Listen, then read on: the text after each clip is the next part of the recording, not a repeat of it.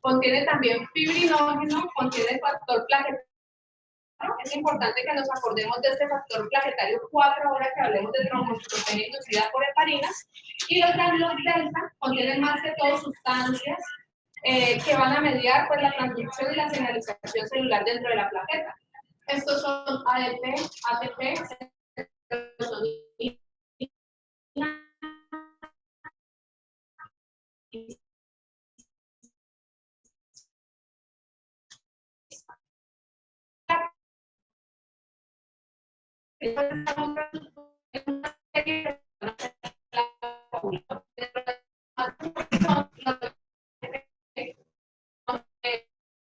la proteína P210, el receptor de ADP y se produce la agregación plaquetaria. También tenemos la glucoproteína 6, es un receptor particular, ¿no? Y la glucoproteína 1B59, que es el receptor para el factor de von Willebrand. Resulta que en el endotelio, pues las células no van a exposición de colágeno y von Willebrand. Pero yo tengo una noxa y después la plaqueta los receptores que hacen que ella y se adhiera al endotelio. Digamos, estos dos receptores, la glucoproteína UT59 y la glucoproteína 6 son esenciales en el. Es una célula que es capaz de secretar sustancias que tienen efectos autocrinos y paracrinos. Ella misma tiene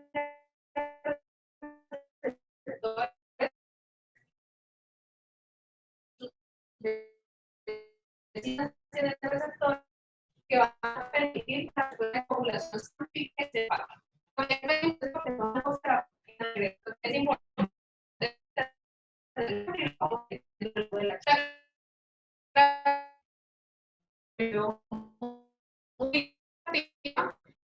después de la coagulación. Bueno, entonces, una vez hablada la parte celular, hablemos de los factores de la coagulación.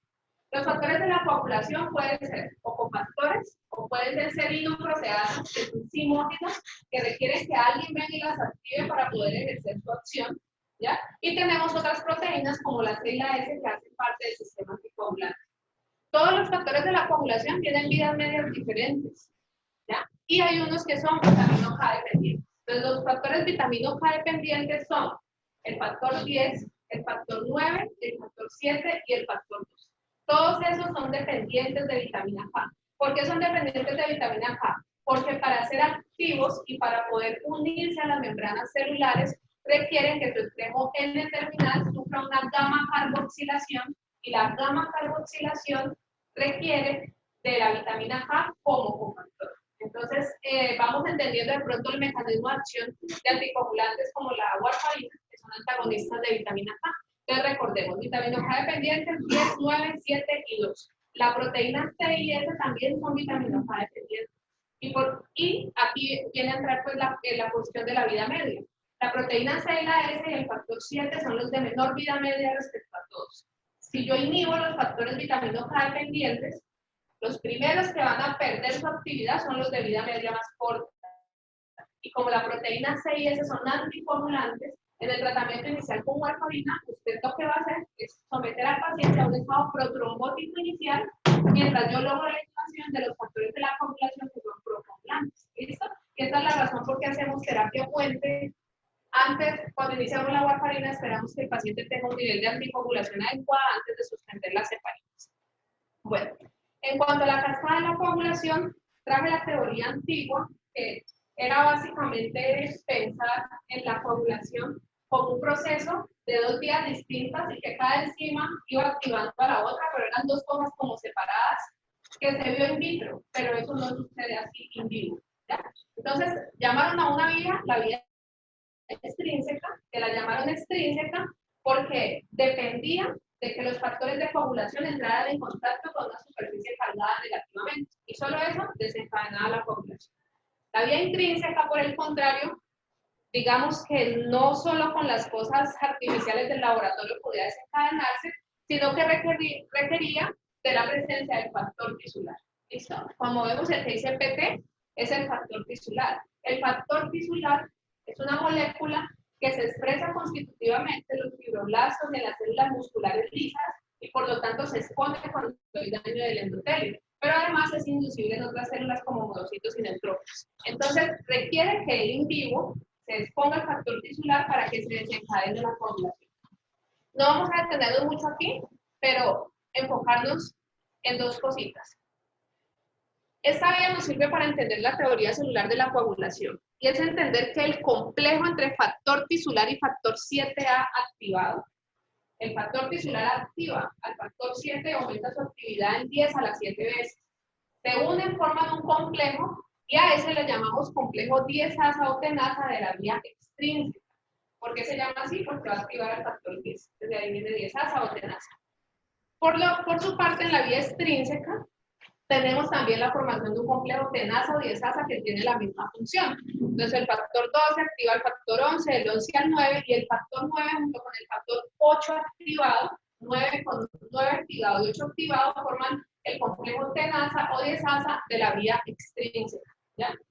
Como les dije, se llama así porque ambos complejos son capaces de activarme, su sustrato es el factor 10, y lo activan. El factor 10 junto con el factor 5 activado van a ser los que van a activar a la protrombina a trombina, que es donde ya convergen las dos vías, es de la vía común, y ya sabemos que la trombina es quien hace que el fibrinógeno se forme monómeros de fibrina y proceda pues la coagulación.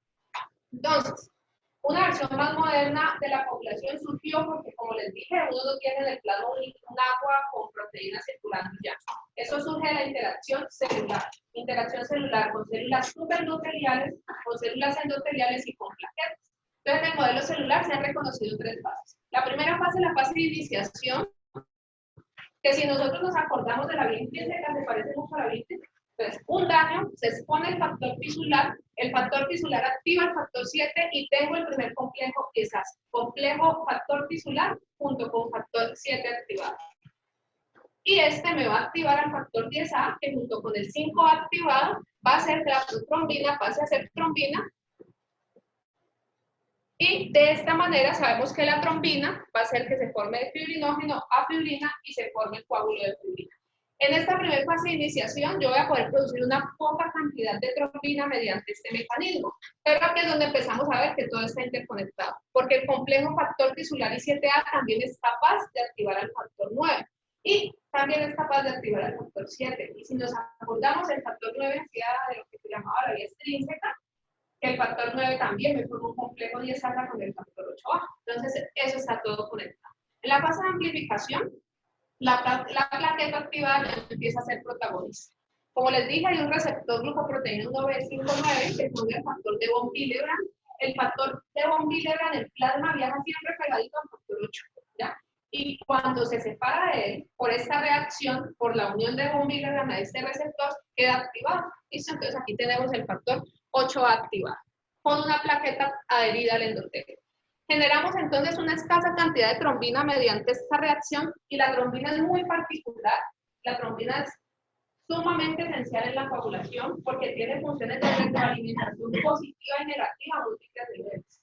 Entonces, la trombina es capaz de activar al factor 5, al factor 8 y al factor 11. Y si nos acordamos, el 11 activa al factor 9 y el 9 junto con el 8 activado, pues va a activar al factor 10 y se produce la secuencia. Entonces, en la fase de amplificación, yo lo que hago es amplificar esa respuesta mediante esas reacciones. Formo complejo protrombinasa, listo, tengo una plaqueta ya activada, muchas de estas reacciones se dan en la superficie plaquetaria, la plaqueta está degranulándose, produciendo calcio, produciendo ADP, y todo esto amplifica la respuesta. Entonces, en la fase de amplificación al final tengo una cantidad moderada de trombina mediante las reacciones que ya vimos. Y por último, la propagación. Entonces, la propagación es el resultado de la amplificación.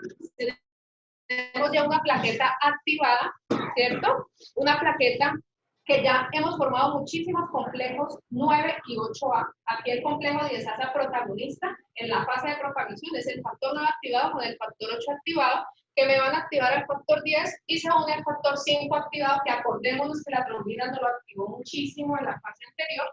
Y tenemos pues muchas de estas moléculas que van a producir el paso de protrombina a trombina, ¿listo? Recordemos que la plaqueta además tiene receptores de trombina que hace que se siga activando y vamos a tener un estallido de trombina. Esa es la fase de propagación. Entonces tenemos pues que la trombina hace que el fibrinógeno se extienda en monómeros y después se organice en polímeros de fibrina. Sin embargo, esta unión no es estable y es por enlaces tipo hidrógeno. Entonces, falta el factor 13. La trombina además activa el factor 13, que es importante en la estabilización del coágulo. Fundamentalmente hace que los enlaces ya sean covalentes entre la fibrina, entonces voy a tener un coágulo que va a ser muy estable. La trombina también activa el inhibidor de fibrinólisis activado por trombina y hace que se inhiba la disolución de ese coágulo. ¿Listo? Aquí ya vamos a tener nuestro coágulo de fibrina. Esto es como un resumen de todo y mostrar que la trombina es esencial y multifacética en el proceso de coagulación. Miren los efectos que tiene a nivel de múltiples factores de activarlos. ¿Listo? Y recordar, el factor 2 en la teoría celular no se menciona mucho. No se menciona mucho porque en la clínica los déficits de factor 12 no producen hemorragias importantes. ¿Listo? Si recordamos, el factor 12 era que por contacto desencadenaba una coagulación por la vía extrínseca que vimos. Y eso de hecho ocurre, porque durante la activación los fosfolípidos cambian de polaridad y exponen una carga negativa para que esto pueda ocurrir. Pero no es el gran contribuyente a la coagulación.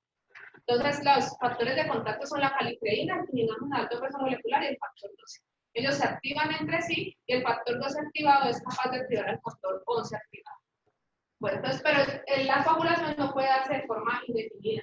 Entonces, hay un sistema anticoagulante que está dado básicamente por la antitrombina 3, por la trombomodulina, junto con la proteína C y S, y por el inhibidor de la vía del factor tisular. Esos tres son muy importantes. Los otros dos que mencionamos abajo son constitutivos del endotelio cuando está sano para evitar la cognición. Entonces, la antitrombina 3 es importante recordarla por el mecanismo de acción de las heparinas. La antitrombina 3 se va a unir a los complejos de factor 9A junto con un cofactor y complejos de 10A y los va a inhibir. Cuando se une a las heparinas, uno constitutivamente tiene sustancias heparinoides que contribuyen con esa acción, pero uno puede administrar la heparina de manera farmacológica y producir este efecto. El sistema de trombomodulina, entonces miremos que el sistema de trombomodulina, pues la trombomodulina se une a la trombina, y ahí es lo que decía, que no solo hace retroalimentación positiva, sino también negativa. Entonces, una vez se unen ellos dos, se va a activar la proteína C. La proteína C requiere de la proteína S para actuar como un cofactor, y estos a su vez van a inhibir también a los complejos del factor 9A, 8A y 10A, 5A, y de esta manera va a inhibir la coagulación. Y por último, el inhibidor de la vía del factor tisular, que es este de acá abajito, que se une a los complejos de 10A y 8A y los inhibe. En cuanto a la fibrinólisis, pues se da a través del plasminógeno. Entonces, el plasminógeno se transforma en plasmina y extiende la fibrina produciendo productos de degradación de la fibrina, entre los que está el dímero D, que podemos medir clínicamente.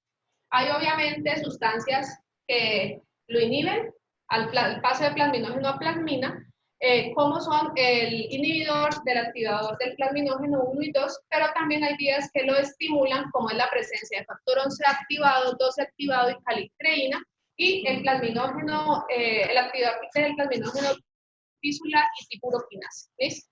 Entonces, básicamente esto, recordemos que la trombina también activa el inhibidor de trombolisis activado por trombina y hace una retroalimentación negativa del proceso de fibrinólisis. Vamos a pasar a la monitorización. Esto vamos a verlo como en términos prácticos.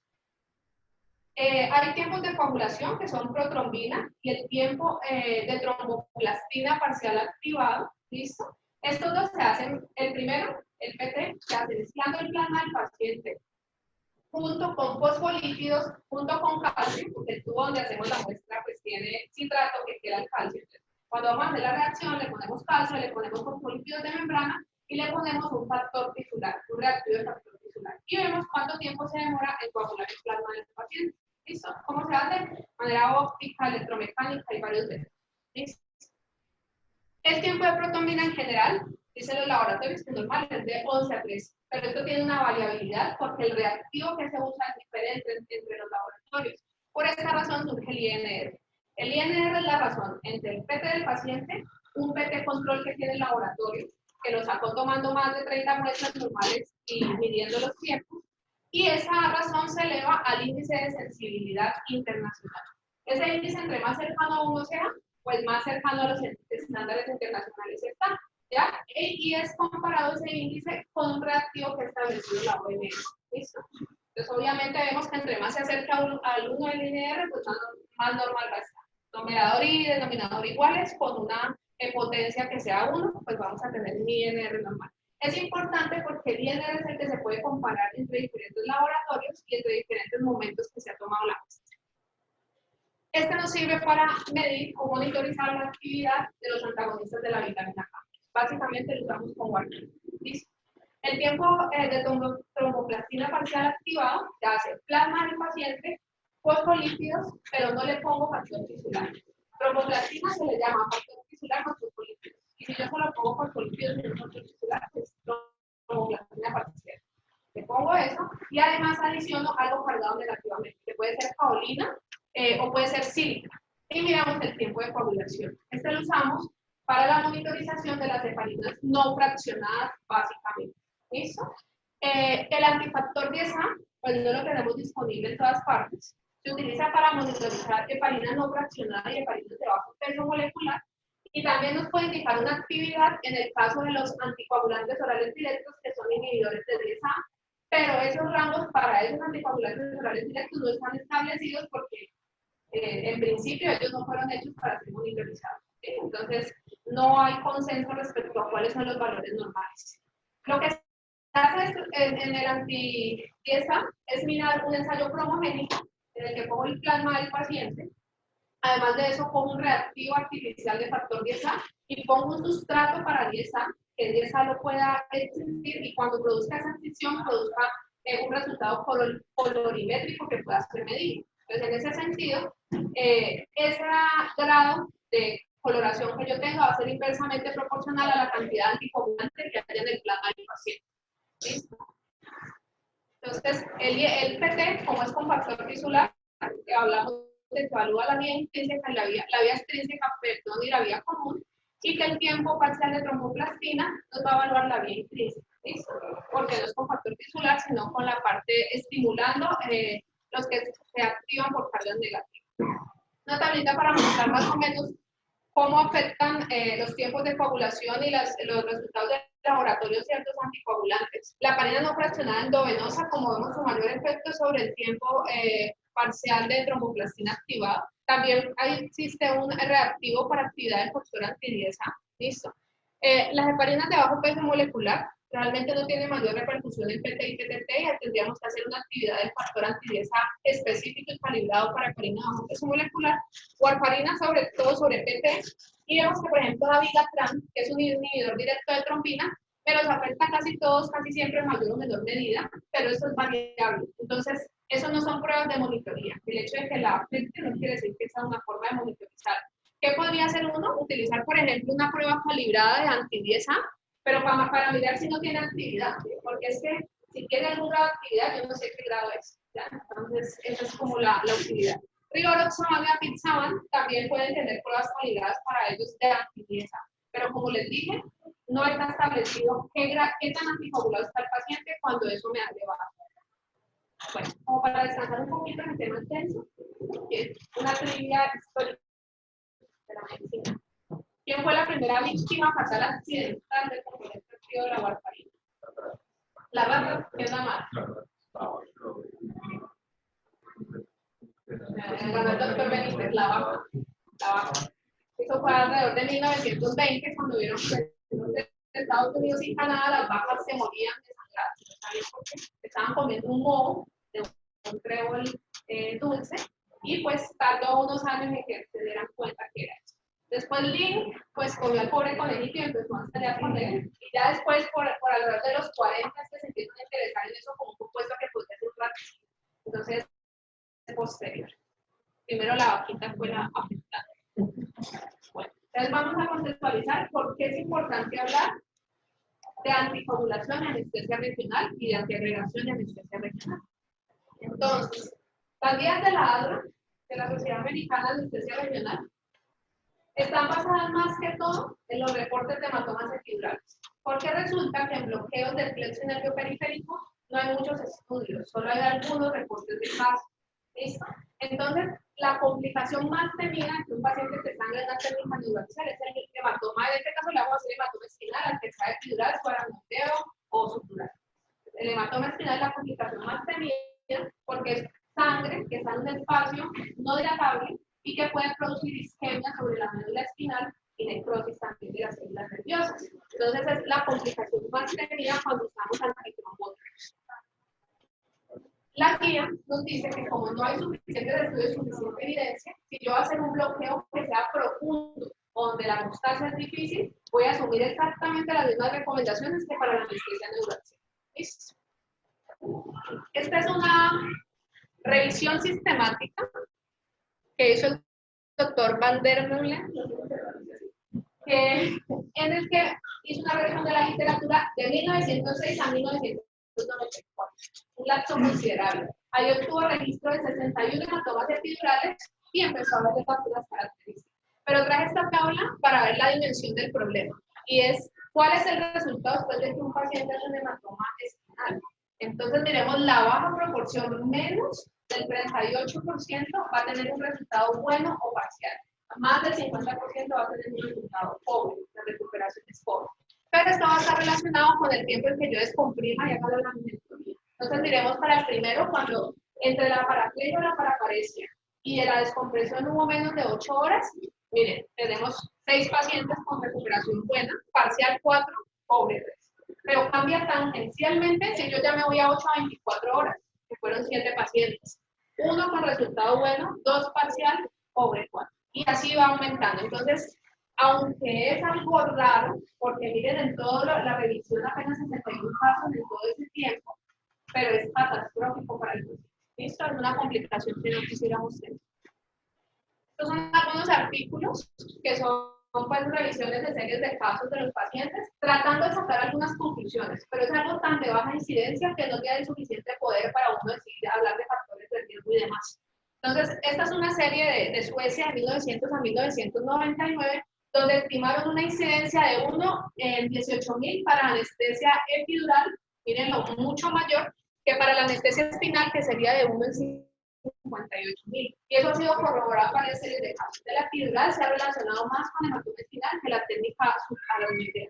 33% de los pacientes o tenían una coagulopatía o estaban recibiendo antitrombóticos. 30% tuvieron dificultad en la función o tuvieron que tener varios intentos en el procedimiento, y el 18% tenía patología de columna vertebral. ¿Listo? Patología de columna vertebral que se relaciona sobre todo con estenosis del canal. Si uno tiene un canal más estrecho y no sangra, pues obviamente con más poquita sangre yo voy a tener el paciente afectado. Miremos acá este reporte de 7 hematomas espinales en 62.450 pacientes que fueron llevados a cirugías. Vieron 7 en pacientes quirúrgicos y 0 en pacientes obstétricos. Entonces, ¿qué ha mostrado las series de casos? Que hay menor incidencia en las obstétricas que en el resto de la población. Y esto se ha comprobado en series donde, por ejemplo, la incidencia estimada es de 1 en 200.000 para la paciente obstétrica, pero de 1 en 3.600 para una mujer que se ha llevado una artroplasia femenina, sobre todo si son mayores. Entonces, el factor edad también ha sido asociado, y posiblemente esto sea asociado a los cambios anatómicos del canal medular que se producen con el envejecimiento. Bueno, de estos 7 pacientes, 4 tenían antitrombóticos, 3 tuvieron dificultad en el procedimiento y 1 estaba en diálisis como posible afección de su función plaquetaria. Este es un artículo ya en pacientes obstétricas, se hace una revisión sistemática de la literatura de 1952 a 2016, pacientes que estuvieran con tromboprofilaxis, con no fraccionado, con heparina de bajo peso molecular, y realmente no encontraron casos que se relacionaran a la terapia antitrombótica en estos casos. Es otra cosa que nos da luces acerca de que la paciente obstétrica tiene menor riesgo de desarrollo. Entonces, el hematoma espinal es una entidad de incidencia muy baja, pero ¿quiénes tienen mayor riesgo en conclusión? Un paciente que tenga alteración de la hemostasia, ya sea farmacológico por alguna enfermedad que tenga, en el momento o de la función o del retiro del catéter. Entonces, función y retiro del catéter representan igual riesgo de sangrado. Cuanto a la clínica, la mayoría se manifiestan con paraplegia, sensación de debilidad, paraparesia. Entonces, es difícil de identificar en el paciente que le hizo una técnica neuroaxial. En la mayoría de los casos, el diagnóstico es tardío porque creen que se está mejorando la raquidia, se está mejorando el bloqueo peridural, y en realidad el paciente está desarrollando esta complicación. Apenas el 25% en los casos pues, que han sido reportados las reclamaciones o demandas de la ASA, 25% dolor lumbar y neuropático, por ahí series que difieren en eso, y consideran que los síntomas principales son el neurológico como tal, que es la pérdida de fuerza o de sensibilidad de los miembros inferiores, o la disfunción vesical o el colon. ¿Listo? En pocos pacientes realmente presentan dolor lumbar. En cuanto a los bloqueos de nervio periférico, como dije, esto está poco definido y hay pocos estudios. En los bloqueos lo que se ha visto es que más que complicaciones neurológicas por compresión, las complicaciones son de sangrado, disminución del hematocrit, aumento de requerimiento de transfusiones y pues incluso muerte o repercusión hemodinámica por pérdida sanguínea. ¿Listo? Entonces, hay pocos estudios, sin embargo, los reportes de casos son sobre todo en bloqueos profundos y en procedimientos de dolor que son paravertebrales. Entonces, hay reportes de casos en compartimiento de psoas, bloqueo simpático lumbar, ¿listo? El bloqueo profundo, entonces, por eso la ARRA nos dice vamos a aplicar las mismas condiciones que para la anestesia neuroaxial. Miren, por ejemplo, este reporte de caso asociado a anestesia neuroaxial. Una mujer de 79 años que estaba con clopidogrel, 75 miligramos día, se lo suspenden 3 días antes de la cirugía. Es una paciente que tenía enfermedad vascular periférica y un dolor secundario crónico de difícil manejo en los miembros inferiores. Entonces la llevan a un bloqueo simpático lumbar diagnóstico a nivel del E3. ¿Listo? No reportaron que había tenido dificultad en procedimiento o sospecha de inyección intravascular, pero la paciente empieza a quejarse de dolor lumbar irradiado a la parte medial de los muslos. Pues le dan un poco de opioide, pero la paciente después hace paro y es posible reanimar. A pesar del esfuerzo de reanimación, la paciente fallece y la autopsia reveló entonces un hematoma retroperitoneal masivo. ¿Listo? Entonces, uno puede llegar a pensar que por el uso de la, sí es cierto y es discutido, que el uso de la ecografía te da cierta seguridad respecto a lesionar un vaso, que tú no utilizas todas las medidas seguras, pues disminuye el riesgo de hemorragia, pero los procedimientos, sobre todo si son profundos, no están exentos de hemorragia y de complicaciones severas con mortalidad. Incluso realmente este es el único caso reportado con mortalidad. Pero si hay otros que están reportados por requerimiento de transfusión, aumento de la estancia hospitalaria, pues disminución del hematocrito y complicaciones pues anémicas como tal. Como lo dije, la mayoría de casos no han reportado secuelas neurológicas. Aunque los pacientes a veces quedan con una secuela parcial, al año de valoración generalmente están recuperados por completo.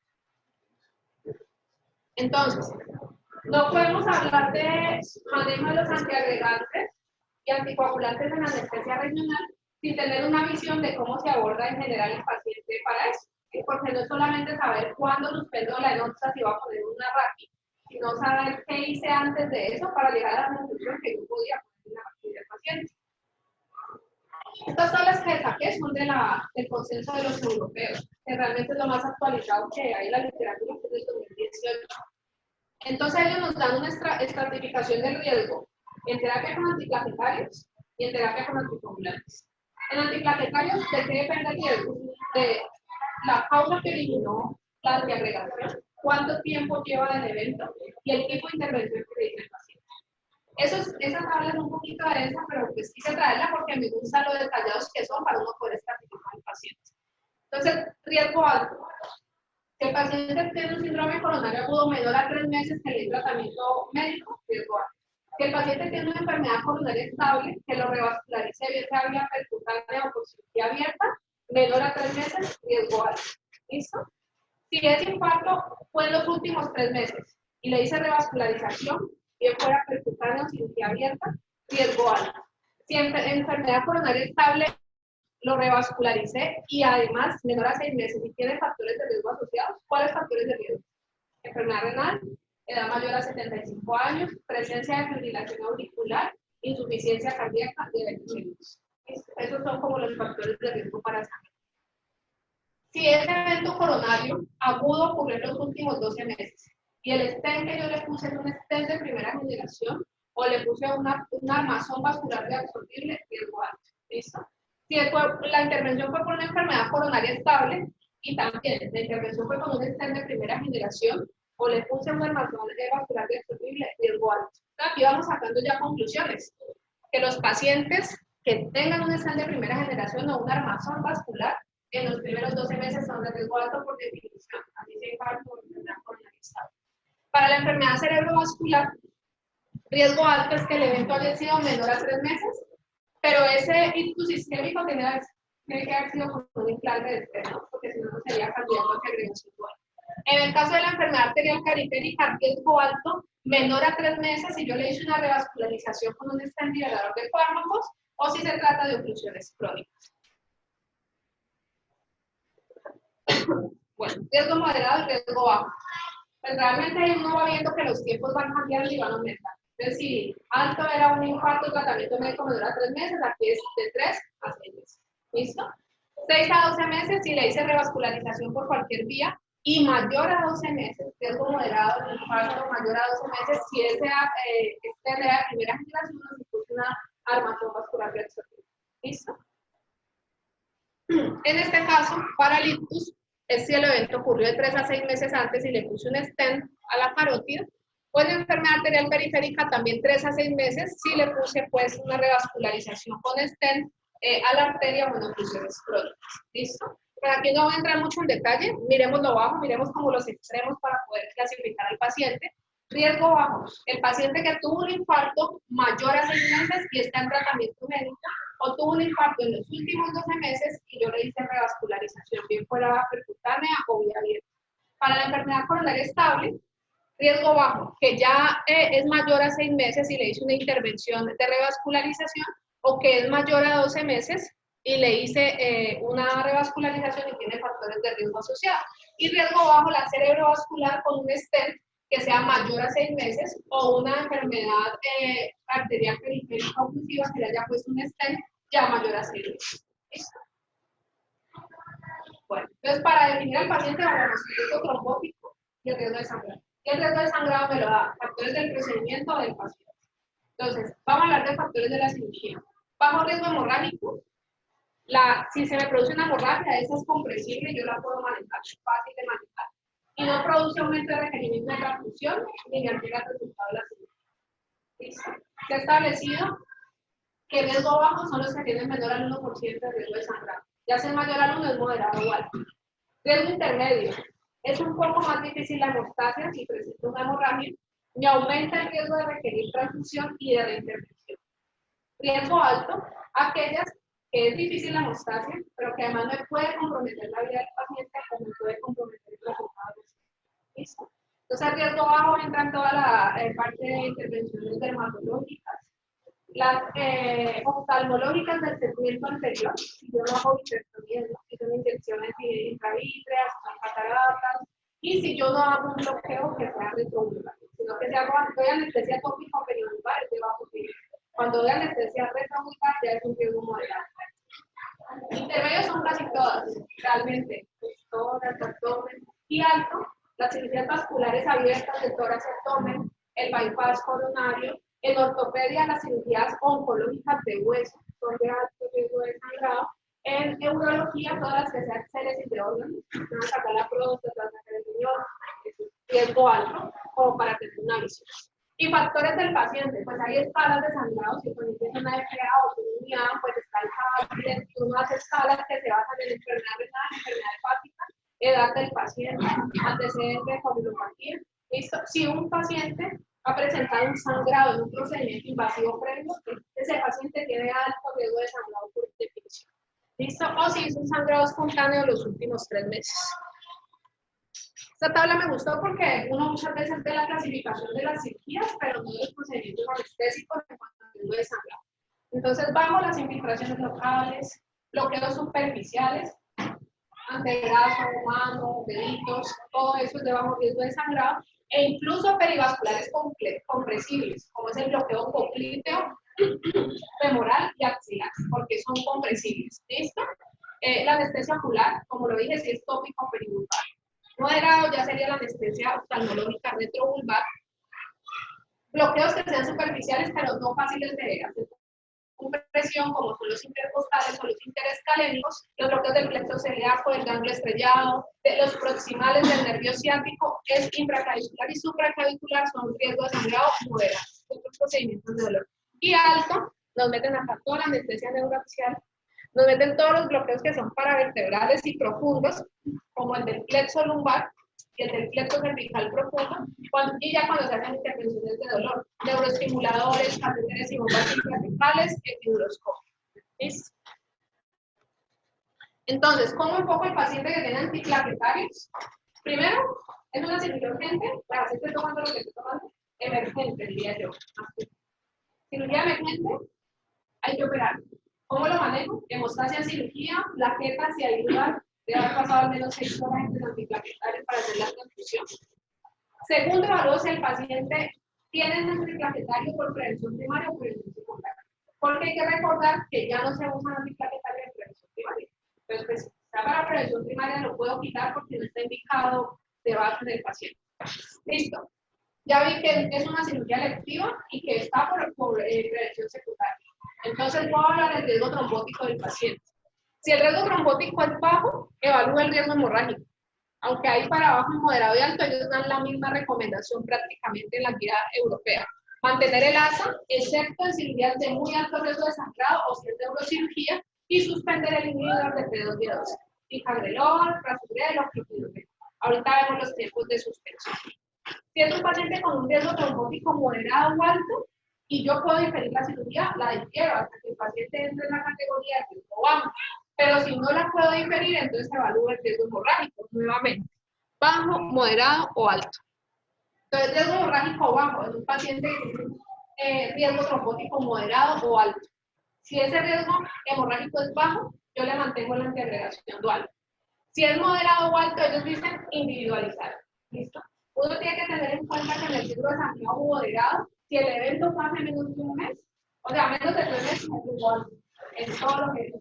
Pero sobre todo en el primer mes de la colocación del stent o de un evento arterial periférico, en ese mes es el mayor riesgo tromboembólico. Entonces, allí yo trataría de dejar la antiagregación dual. Ya otro lo podría individualizar y sopesar con el cirujano. ¿Listo?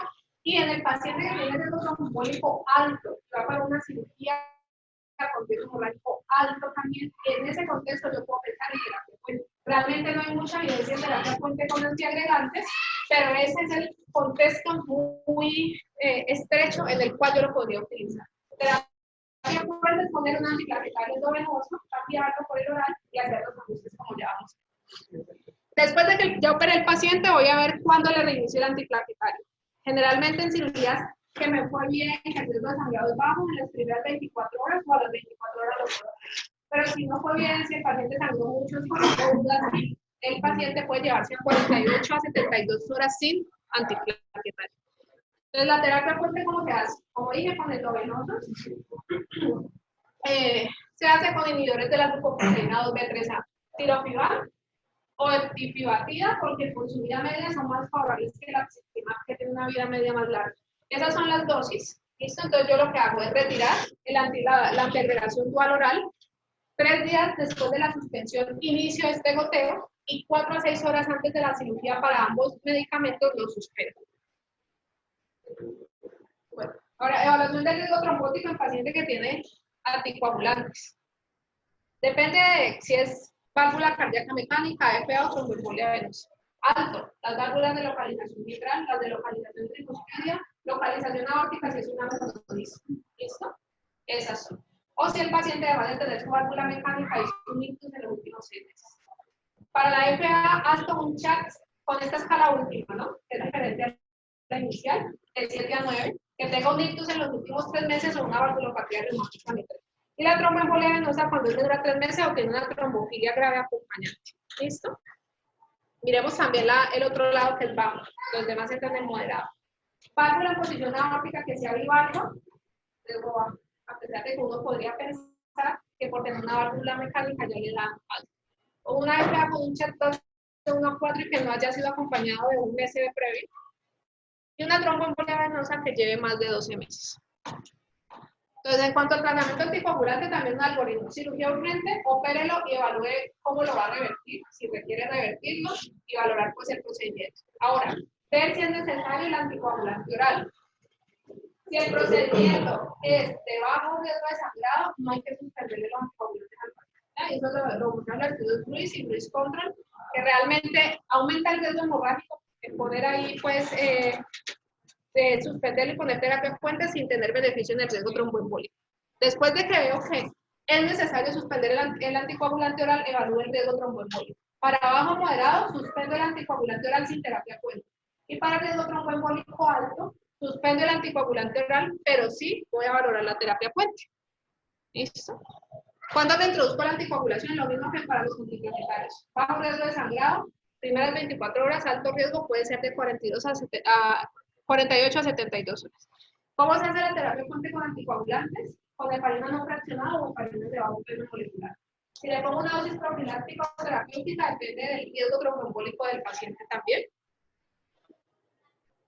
Y los anticoagulantes orales no requieren terapia puente. No se utiliza, sencillamente se hace la suspensión.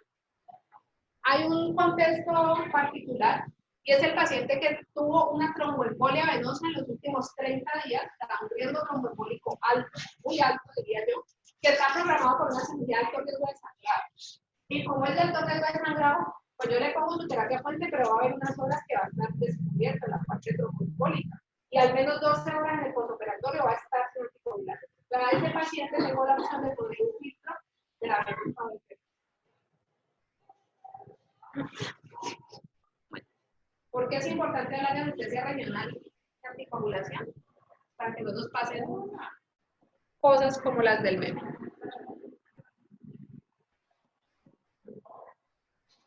Bueno, entonces ahorita en cuanto a consideraciones perioperatorias de anestesia regional. Entonces vamos a sopesar los beneficios de la anestesia regional versus el riesgo de sangrado o de hematoma epidural. ¿Listo?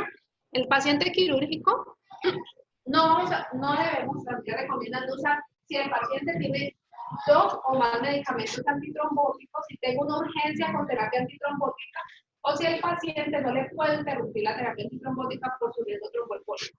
Y en la embarazada, pues realmente la incidencia de hematoma epidural es menor, pero entonces aquí yo voy a tratar de que la heparina que esté recibiendo antes del procedimiento sea no fraccionada, porque se maneja más fácil y usted la puede suspender con más poquito tiempo.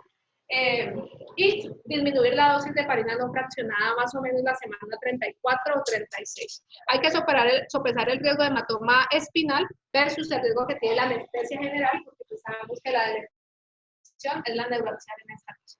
Lo que había dicho, tener más de 2 medicamentos antitrombóticos eleva el riesgo de sangrado. Entonces debemos hacer siempre una lista de ejemplos de anestesia regional. Evaluar antecedentes de coagulopatía, la historia clínica del paciente, factores de riesgo basales, ver cuál es la identificación de ASA si la tiene, prevención secundaria o primaria, ver dónde voy a hacer el procedimiento y si es un sitio comprensible de sangrado, tomar imágenes radiológicas que me permitan ver si es una columna que tiene más riesgo de sangrar por sus características, identificar si está tomando fármacos que alteren la coagulación y suspenderlos en el tiempo debido y vigilar siempre post procedimiento si un paciente está haciendo un hematoma espinal, porque ya vimos que es muy dependiente del tiempo el resultado que vamos a tener. Es una gráfica bastante densa para mostrar lo complejo que son las interacciones en la plaqueta para producir la coagulación. Entonces vamos a arrancar ya con las recomendaciones específicas. El ácido acetilsalicílico, y primer antiplaquetario que vamos a ver, que es un inhibidor de la citocinasa, es un inhibidor irreversible porque la acetina impide entonces la formación de tromboxano 2. Recordemos que el tromboxano es un mediador importante en la agregación plaquetaria. ¿Listo? Como es irreversible, pues va a durar el tiempo que dure la vida de la plaqueta. Inicialmente decían, no, si la plaqueta vive 7 a 10 días, suspendámoslo 7 a 10 días antes del procedimiento. Pero con cada día que pasa de suspensión, usted recupera más o menos el 15% de la función plaquetaria. Y que al llegar al 40 al 50%, usted ya puede lograr una buena hemostasia. Entonces, en esto se basa que el ASA actualmente se suspende 3 días antes en anestesia regional, porque por procedimientos de dolor varía un poco la recomendación, es más largo el tiempo. Ellos recomiendan 5 días como mínimo. ¿Listo? Entonces, la recomendación en anestesia regional. No es necesario suspender la aspirina cuando voy a hacer una técnica neuraxial o cuando voy a hacer un bloqueo. No es necesario. ¿Listo? Recordemos que en el manejo perioperatorio sí dijimos que si el paciente va para neurocirugía, por ejemplo, y el riesgo trombocólico es bajo, pues ahí sí le suspendo, no por la regional. En ese caso, pues no, es neuro. Pero lo que quiere decir es que uno siempre enfoca primero al paciente en el otro algoritmo y después decide si va a usar la neuroaxial y cuánto tiempo va a suspender los antiplaquetarios. ¿Listo? Los inhibidores del receptor P2Y12 o los receptores de ADP, que tenemos entre ellos el clopidogrel y prasugrel, que son las cianopiridinas, y son inhibidores reversibles del receptor, y tenemos el ticagrelor, que es reversible. Clopi y prasu son prodrogas que se tardan más en iniciar su acción, sobre todo el clopidogrel. En cambio, el ticagrelor tiene una inicio de acción más rápida. ¿Listo? Entonces, ¿cuáles son las recomendaciones? Para clopidogrel, suspender 5 a 7 días antes del bloqueo neuraxial o bloqueo profundo. Para tica también son 5 a 7 días y para prasugrel de 7 a 10 días. Esto difiere un poquito en días en cuanto a la recomendación general del enfoque del paciente para cirugía no cardíaca, porque vemos que si va para cirugía no cardíaca, dicen clopi 5, tica hasta 3, eso no lo voy a hacer si voy a la anestesia regional, y prasu 7 días, ¿listo? Entonces miremos que los tiempos son un poco más largos si yo voy a utilizar técnica neuróxica. Es un artículo que encontré acerca de la suspensión de clopidogrel al paciente de fractura de cadera, que lo vemos mucho mejor. Es un metaanálisis que incluyó 14 estudios, son un total como de 2.600 pacientes, pero esos 14 estudios, solo 4 reportaban el tipo de técnica anestésica, y eso es súper importante, pero lastimosamente no lo reportan, pero la conclusión a lo que ellos llegan es que ellos lo que van a hablar es complicaciones hemorrágicas de operar a un paciente tomando clopidogrel versus estar tomando nada, de fractura de cadera. Y encontraron que no se aumenta significativamente ni las transfusiones, ni la disminución del hematocrito, ni el descenso de la hemoglobina. Entonces, esos resultados de sangrado vieron que no había diferencias, y en eso se basa que la recomendación actual es que usted no difiera el tiempo sensible, no difiera las 48 horas si el paciente está tomando clopidogrel. Es válido llevarlo a cirugía. Ahora, recomendaciones de la técnica anestésica obviamente no hay. Yo supongo que daríamos anestesia general, ¿no?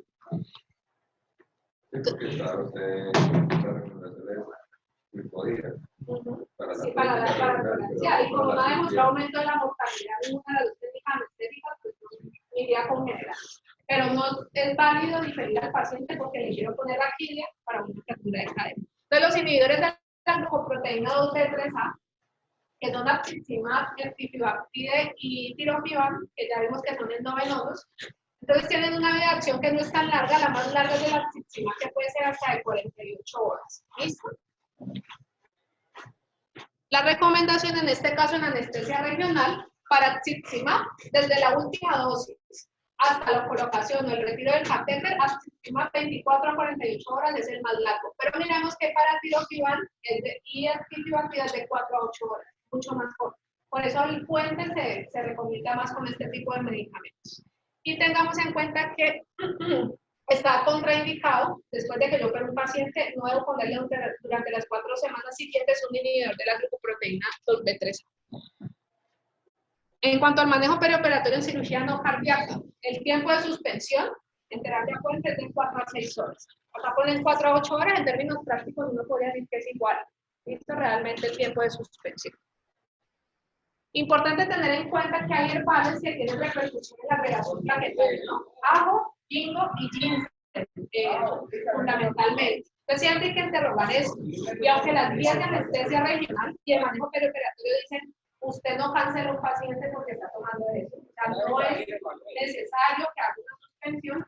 Sí recomiendan que uno mire muy bien si lo está tomando con otro fármaco que afecte la hemostasia, porque ahí sí eleva mucho el riesgo de sangrado. Pues usted le dice no es necesario suspender, pero si a mí me dicen que ellos, del tiempo del consumo de la hemostasia normal hay un lapso, pues yo lo suspendería al menos ese lapso que en teoría, sí, o sea, la guía no te dice, no lo suspenda, no está recomendado, no, dice, no es necesario suspenderlo, uno puede hacer su técnica neuroaxial, lo puede operar el paciente, si solo está tomando eso y no tiene otros factores de riesgo para sangrar.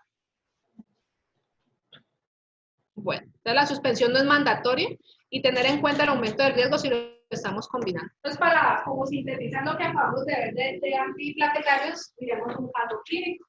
Si alguien quiere participar, la idea es que lo resolvamos entre todos. ¿Listo? Don Pedro Peláez, 58 años, un infarto hace 8 meses, le pusieron un stent medicado de segunda generación en la descendiente anterior, y ahora está con picardilor y ácido.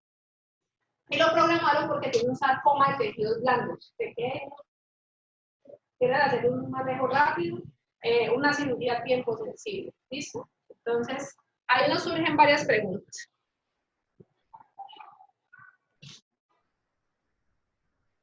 ¿Le vamos a suspender la antiagregación? ¿Suspendo la antiagregación dual o solo uno? ¿Por cuánto tiempo? ¿Puedo darle anestesia neuroaxial? Bueno, entonces, ¿quién quiere como darle un enfoque al caso clínico? Primero, tenemos el moderado. ¿Sí? Es moderado. Es moderado. O oncológica de tejidos blandos, ortopedia es moderado. Entonces, cirugía de riesgo traumático moderado, que va para un procedimiento de riesgo de sangrado moderado. ¿El ASA lo mantenemos? Estamos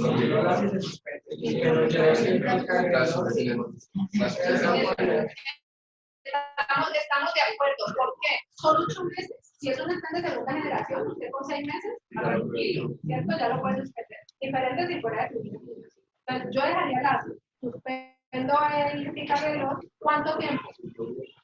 ¿Le vas a dar general o neuroaxial? Pues es para general 3 a 5 días. Para negociación. Pues, entonces. 5 a 7 días. Si le voy a dar neuroaxial. No, pero es general para que no así. ¿Y le van a dar neuroaxial? La pierna. Bueno, bien, ese es más o menos el enfoque que se...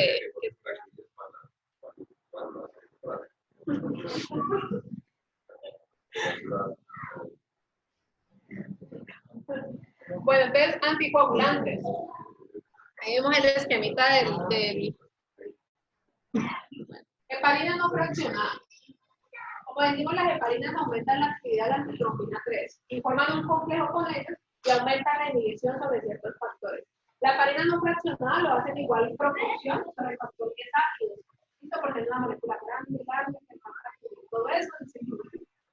Inhibe las dos en igual medida. ¿Listo? La vida media 1 hora. La concentración pico se alcanza en las 4 horas y es por vía subcutánea y no tiene eliminación renal sino por el sistema retículo endotelial. Recomendaciones de anestesia neuroaxial. Si la estoy dando vía endovenosa, el intervalo desde la última dosis hasta la punción o desde la última dosis hasta el retiro del catéter es 4 a 6 horas. ¿Listo? Endovenosa. ¿Y cuándo puedo reiniciar la primera dosis? Cuando retiro el catéter, 1 hora después. ¿Listo? Tener en cuenta que si la estoy dando endovenosa, aparte de las horas, yo tengo que tomar un PTT. Y ese PTT debe estar normal. ¿Listo? La que más usamos también, subcutánea, una tromboprofilaxis a dosis baja, 5.000 unidades 2 veces al día o 5.000 unidades 3 veces al día, dosis que no sobrepase las 15.000 unidades al día. Lo mismo, 4 a 6 horas, pero ahí sí no es condición que yo tome un PTT, podría omitirlo, es o lo uno o lo otro. Y también puedo poner la próxima dosis 1 hora después del retiro del catéter. ¿Listo? Estas otras dosis que se nos hacen poco familiares, que son dosis muy altas vía subcutánea, es para la paciente obstétrica.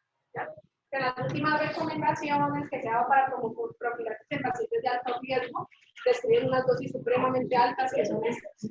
¿Listo? 7.500 a 10.000 unidades 2 veces al día y no sobrepaso las 20.000 unidades. Suspendo 12 horas antes de la función del retiro del catéter y tomo un PTT que debe estar normal. Y si esa dosis terapéutica por vía subcutánea sobrepasa las 20.000 unidades, 24 horas debo esperar y tener el PTT normal. Importante con la heparina no fraccionada y también con las de bajo peso molecular, el riesgo de trombocitopenia inducida por heparinas.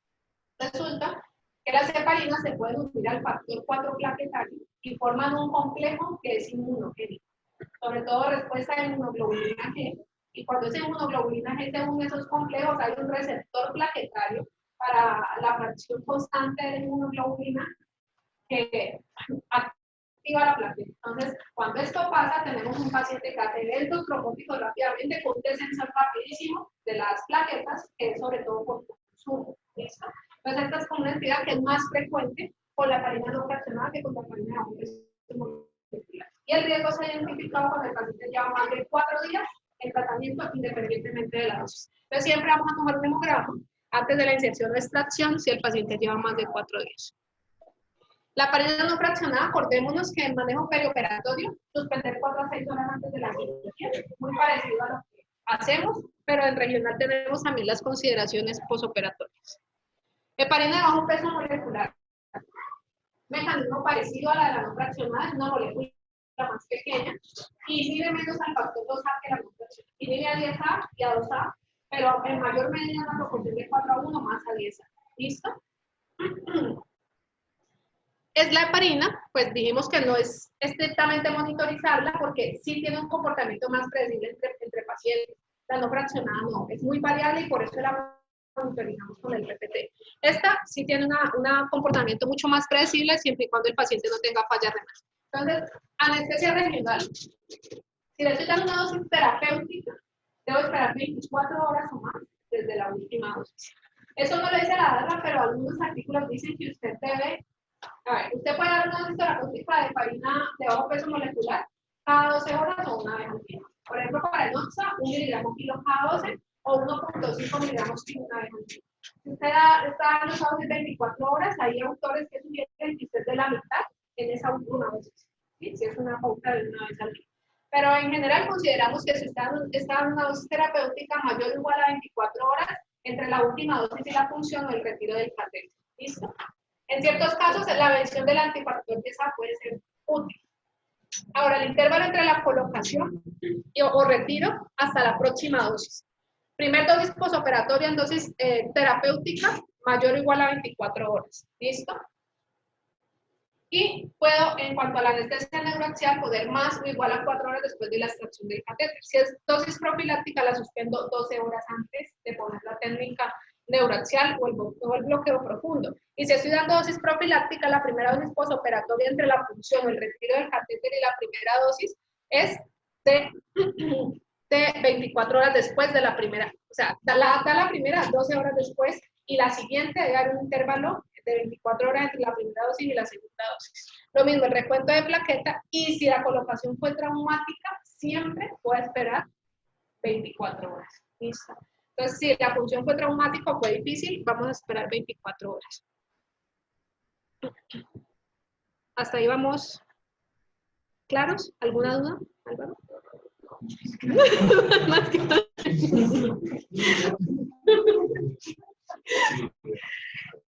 Bueno, manejo perioperatorio heparina de bajo peso molecular es muy parecido, ¿no? Que hemos dicho. 12 horas dosis profiláctica, suspender 24 horas dosis terapéutica.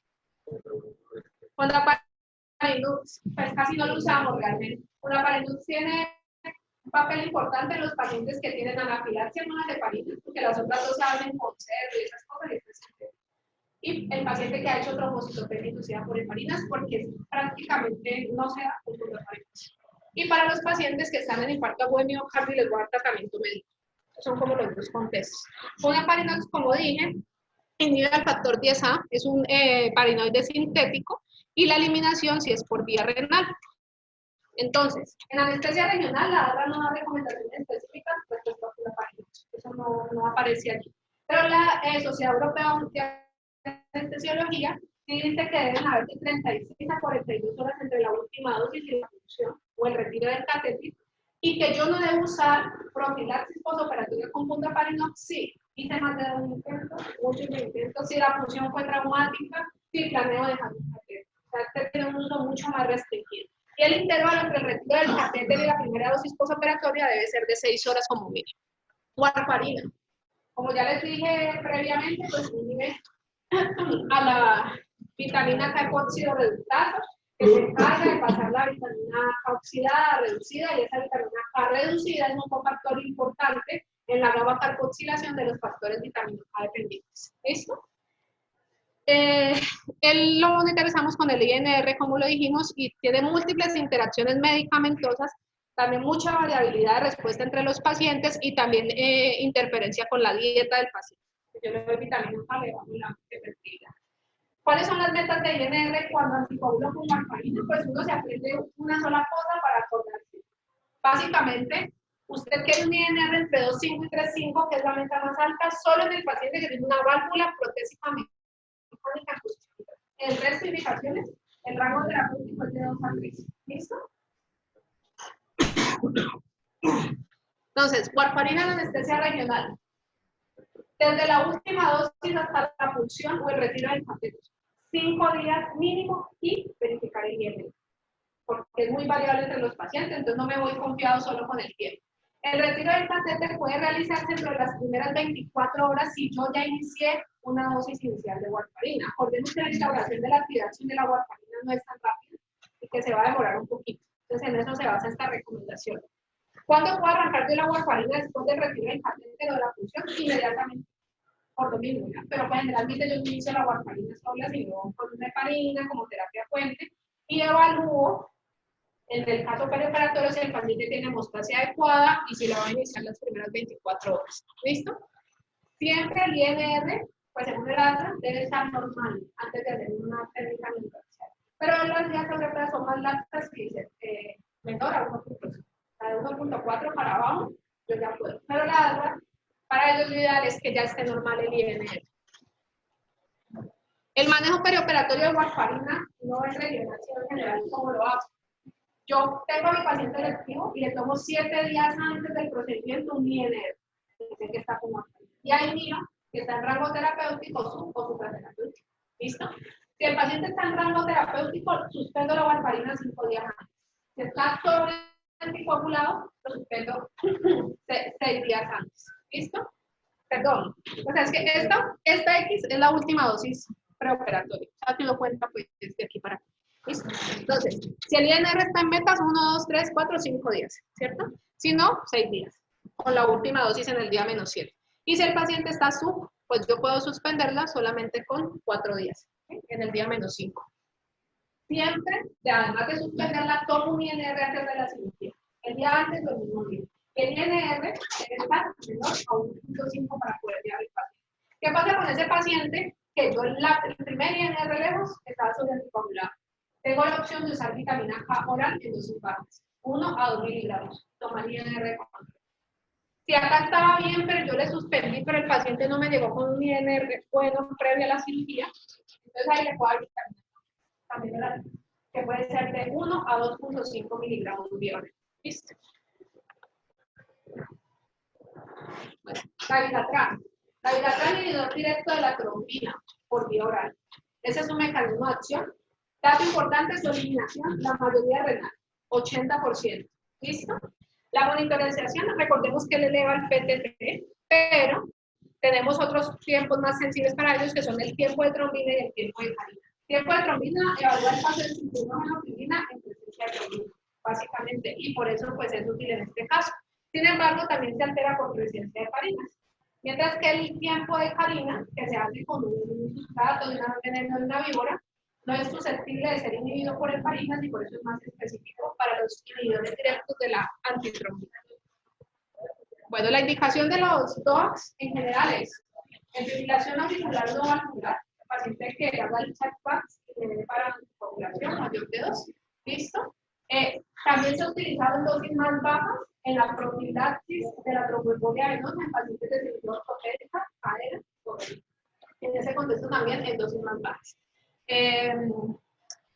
Esas son como sus utilidades principales. Entonces, en cuanto al dabigatran, en anestesia regional, este es el único que va a depender específicamente de la tasa de filtración glomerular.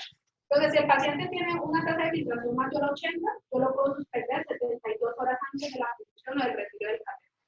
Pero si el paciente está entre 50 y 79, entonces yo lo suspendo 96 horas antes, 4 días. ¿No? Primero 3 días, segundo 4 días. La tasa de filtración ya está entre 30 y 50, pues entonces lo suspendo 120 horas, 5 días. En términos generales, el dabigatran está contraindicado con una tasa de filtración glomerular menor a 30, excepto para la FA no valvular, que no tengo otros factores de riesgo de sangrado. Aquí uno sí puede encontrar ese contexto y ahí en ese paciente con tasa de filtración menor a 30, uno no debe usar neurología. no con suspensión, no debe usar. ¿Listo? Si el paciente está con eso. El intervalo desde la colocación y el retiro de la próxima dosis, 6 horas, en todos los casos. ¿Listo? Si nosotros pusimos inadvertidamente una dosis de dabigatran, estando el paciente con el catéter aquí en lugar, vamos a diferir la próxima dosis de 34 a 36 horas. Eso se basa en la vida media del medicamento. Y el manejo perioperatorio también es dependiente de la tasa de filtración glomerular. Este es más complejo, pero que digamos y depende también del riesgo hemorrágico. El riesgo hemorrágico intermedio alto, que tenga una mala tasa de filtración glomerular, vamos a ver que son 1, 2, 3, 4 días. ¿Listo? Entonces es un poquito más amplio para el deterioro renal en anestesia neuroaxial. Entonces eso es como la comparación. Apixaban, inhibidor directo del factor 10A. ¿Listo? Tiene menor riesgo de sangrado mortal, pero tiene mayor riesgo de sangrado gastrointestinal. Entonces, la monitorización, vemos que puede ser susceptible a ser medido con el antifactor 10A. Rivaroxaban, mismo mecanismo de acción, la eliminación del apixaban por vía renal es del 30%. Del 27%, para rivaroxaban es del 30%, y para doxaban, que no lo tenemos en todas partes, pero si está en Colombia ya en algunas partes, es del 50%. ¿Listo? Entonces miremos que el que más eliminación renal tiene es dabigatran, y por eso las recomendaciones son tan basadas en la tasa de filtración. Edoxaban también, un inhibidor directo del factor 10A, todos susceptibles de ser medidos por el antifactor 10A. Entonces miremos esta tablita, que no son las recomendaciones de la ADRA, pero quería ver que las recomendaciones se basan en vidas medias del medicamento. ¿Listo? Si usted está dando una dosis baja, la más baja de los DOACs, porque está haciendo tromboprofilaxis posoperatoria, usted va a usar 2 vidas medias. Pero el paciente no puede tener enfermedad renal, no puede estar tomando medicamentos que interfieran con el metabolismo hepático, porque tiene el metabolismo hepático la mayoría. Entonces, este paciente que no tiene nada más y está con una dosis baja, yo voy a utilizar 2 vidas medias de intervalo. Pero en el resto de condiciones, las dosis terapéuticas de EPA no valvular y los demás pacientes los vamos a hacer con 5 vidas medias. Y esto se basa en el porcentaje de eliminación del fármaco. ¿Ya? Entonces, podemos mirar las vidas medias. Para dabigatran, la vida media es hasta de 17 horas, se ha estimado. ¿Listo? Entonces, 5 vidas medias para dabigatran son 85 horas. ¿Listo? Pero vemos que la vida media puede estar alterada en un caso de función renal hasta 6 días. Por eso vemos que esas recomendaciones son como más largas en dabigatran, sobre todo si hay falla renal. Para el rivaroxaban, la vida media es de 9 a 13 horas. Entonces, las guías europeas, basado en dar una dosis baja, dicen, no, suspéndalo 22 a 26 horas antes, porque son 2 vidas medias del medicamento. ¿Listo? Pero, si yo voy a tener en cuenta las 5 vidas medias, serían 65 horas. Aquí entrarían la mayoría de los pacientes. ¿Listo? Y a pizza, 26 a 30 horas si estoy dando una dosis baja y no hay ningún otro riesgo de sangrado, pero 5 vidas medias serían 75 horas. ¿Listo? Entonces la ADRA nos facilita la vida. Nos facilita la vida y nos dice, para inhibidores de 10A, 72 horas para todos. Porque para uno 5 vidas medias es 65, para el otro es 70 y para el otro es 75. Promedio 72. Yo pienso que esta es una forma más fácil de recordarla. Entonces, el intervalo entre la última dosis y colocación o retiro, 72 horas. ¿Y cuándo puedo iniciar la primera dosis postoperatoria? Desde la colocación o el retiro del catéter, 6 horas después del retiro del catéter para todos ellos. ¿Listo? Y este es el enfoque en cirugía perioperatoria normalita, sin tener en cuenta la regional, que sí es de acuerdo a la tasa de filtración. Entonces, ¿yo qué hago primero? Pues miro la tasa de filtración, miro esto, y ahí sí miro lo otro. ¿Sí? Porque obviamente si esto te da más tiempo, pues no vas a pasar por esto pues para darle pues la anestesia. Entonces mira, esta solamente tiene 2 categorías. Mayor de 30 de tasa de filtración, cirugía de riesgo hemorrágico bajo, un día, última dosis en el día -2. Tasa de filtración entre 15 y 30, riesgo hemorrágico bajo, 2 días, suspensión en día -3. Riesgo hemorrágico alto o intermedio, para una tasa de filtración baja, 1, 2, 3 días completos, 72 horas. ¿No? Y para el riesgo hemorrágico intermedio o alto, con una buena tasa de filtración, que para este tipo de DOACs es mayor a 30, 2 días apenas. Una vez más vemos que los lapsos para neuraxial son más largos, ¿no? Ellos dicen 72 horas para los 3. Entonces vamos a ver un casito clínico también, ya con anticoagulantes. Entonces don José Pino, 65 años, EPOC severa, tiene una fibrilación auricular con prótesis valvular mecánica en posición mitral, que está con warfarina, 5 miligramos al día. Lo programaron para una prostatectomía abierta y ven algo como rápido y van a sacar toda la próstata. El anestesiólogo solicita la valoración prequirúrgica una semana antes de inicio, un INR y le da 3. Y ella va pensando que quiere usar el celular como técnica anestésica en ese paciente. Le toma, le suspende el medicamento como debe ser, que ahorita lo vamos a resolver, y le toma otra vez un INR antes de la cirugía que le da 1.2. ¿Cómo enfocaríamos al paciente tratando de conservar la peridural? El riesgo trombótico es alto. Porque Y el riesgo de salir de en un lugar que no es compresivo y hacer terapia fuerte. ¿Pero cuánto tiempo antes de la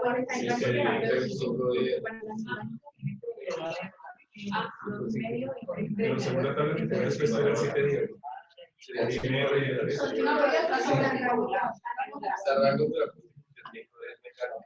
Cinco días. 5 días. Y ¿Le va a dar terapia puente? Sí. ¿Con qué terapia la va a hacer? No tiene No falla renal, tiene falla renal. Para ir al bono fraccional, 4 horas. Si no tiene falla renal, yo le diría por la facilidad y la predictibilidad del comportamiento. Digamos que le pusimos en OXA, ¿cierto? Y le vamos a poner en OXA, pesa 80 kilos, 80 cada, listo, 80 cada 12 horas. ¿Cuándo lo suspende? 24 horas. Y cuando ya lo opere, ¿qué hago con el paciente? Se reinicia. El paciente lo debe terminar, o sea, en el mismo tiempo, esperar las 24 horas después de la última dosis, y la puede iniciar 4 horas después. Es cierto. Bueno, y la warfarina, ¿cómo hago para iniciar otra vez la warfarina? Porque yo lo que indicar es warfarina. La podría iniciar ahí mismo, o esperar unas 24 horas, pero Yo esperaría hasta la inicio de la noche. Porque no va a entrar todo el otro trombótico, no quiero darle warfarina. No quiero eso porque puedo hacer digamos que no fue bien, no se puso bajo control. Y como es algo riesgo trombótico, vamos a hacer un poquito arriesgado, le ponemos 24 horas, no 44, inicio enoxaparina y inicio la warfarina en el mismo momento. ¿Y qué espero? ¿Hasta cuándo le va a dar enoxaparina? ¿Cuándo te Eso es básicamente. Esto es para cirugía urgente, no hace parte de la charla, el enfoque era psiquiátrico, pero que sepamos por cultura general que hay unos agentes reversores específicos y hay medicamentos que no tienen reversores. Entonces, para la parina no fraccional, la protamina se considera que 1 miligramo revierte aproximadamente 100 unidades de parina no fraccionada y así se hace el cálculo de la dosis. Pero si yo estoy en un contexto urgente, obviamente también puedo usar complejo proteínico, los 4 factores que hago pues, mayor efectividad que 3 factores. Para la warfarina, la vitamina K, pero en vitamina K es importante saber que se puede demorar 8 horas y hasta más el inicio de la acción, entonces no me sirve para una cirugía emergente. Ahí tengo que empezar la vitamina K, pero también acompañarme de cosas hemostáticas, como el complejo, como el concentrado complejo protrombínico y el plasma o el plasma, que sería como la última secundaria. ¿Listo? Para las heparinas de bajo peso molecular, la protamina revierte, pero no totalmente, parcialmente. Solo revierte la acción sobre 2 años, pero no sobre 10 años. Entonces, hace reversión, pero no es una reversión completa. Ahí tendríamos que hacer uso de otros agentes hemostáticos o del andexanet alfa, que se ha probado para heparinas de bajo peso molecular y para los inhibidores indirectos de 10A orales. ¿Listo? Entonces, andexanet alfa, pues yo no lo he visto, no sé si hay, pero está escrito. A la FDA la aprobó apenas en 2018 y la aprobó solamente para el paciente que tiene ya un sangrado de sangre, porque todo esto pues obviamente le va a ser un trombótico.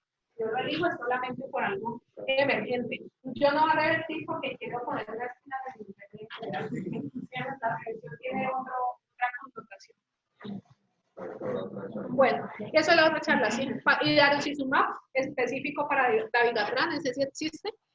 Estos pues los mecanismos de acción que ya los dijimos, y el Siraparantat, que todavía lo seguimos esperando, está en el estudio en fase 2, que se supone es un reversor universal para heparinas, no fracciones de bajo peso molecular, para los inhibidores del factor PESA, apixaban, rivaroxaban, miedoxaban, y para bilatran. La warfarina sigue siendo, afortunadamente, tiene vitamina K y pues los agentes hemostatos. El mecanismo de hecho no está muy bien entendido, se supone que captura el DOAC, captura el anticoagulante y impide su unión al sitio de acción, pero realmente es algo muy inespecífico que nos dan al respecto. Conclusiones.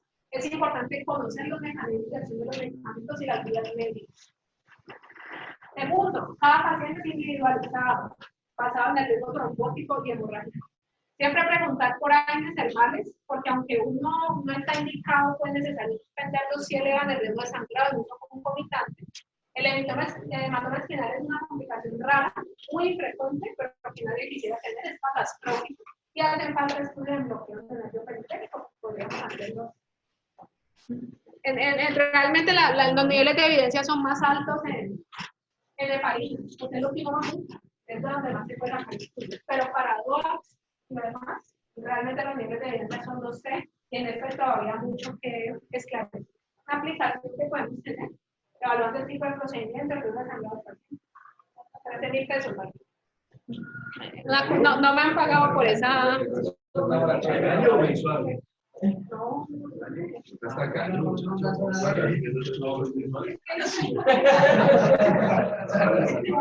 largo, tal vez en un poco.